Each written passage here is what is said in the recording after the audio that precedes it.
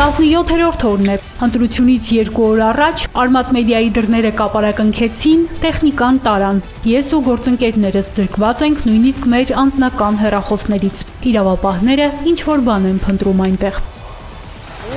Դեռ մենք սպասում ենք իրավապահ մարմիններից, թե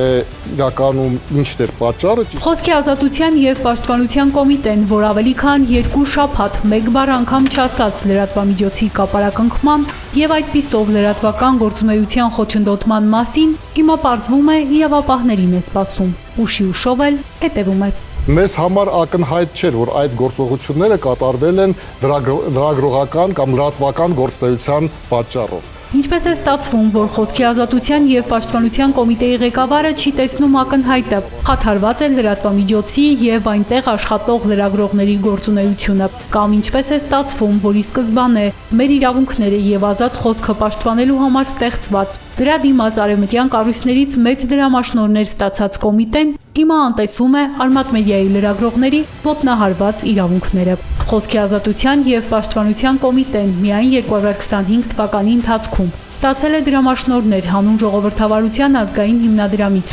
36 միլիոն 405 հազար 335 դրամ, Internews Network-ից 1 միլիոն 331 հազար 83 դրամ։ Դրամաշնորհները ընտրովի պաշտպանության համար են, պարզ չէ։ Եթե խմբագրությունը, ես իհարկե սա չեմ պնդում, սա վարկածի կարգով ելնելով նաև հենց իրավապահ մարմինների հաղորդագրությունից, եթե դա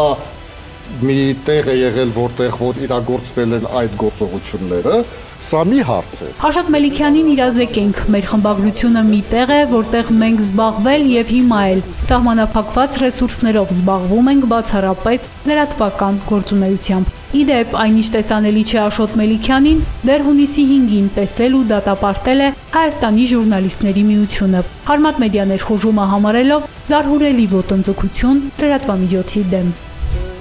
Հանրայինի եթերում հիշելով Արմատ մեդիայի սեփականատեր Ալեքսան Ալեքսանյանին, Աշոտ Մելիքյանն ասում է, Ուժեղ Հայաստան կուսակցության ցուցակի առանցքային դեմքերից է։ Ալեքսան Ալեքսանյանը, որը առանցքային դեմք էր իրենց ընտրացուցակում։ Ալեքսան Ալեքսանյանը Ուժեղ Հայաստանի ցուցակում որևէ տեղ չի զբաղեցրել։ Այս փաստը շատ հեշտ հնարավոր է ստուգել, ուղղակի մի քանի վայրկյան աչքի անցկացնելով դաշինքի նախընտրական ցուցակը։ Բաժանորդագրվեք Արմատ մեդիայի ալիքներին սոցցանցերում, հետևեք մեզ նաև Armat Media AM կայքում։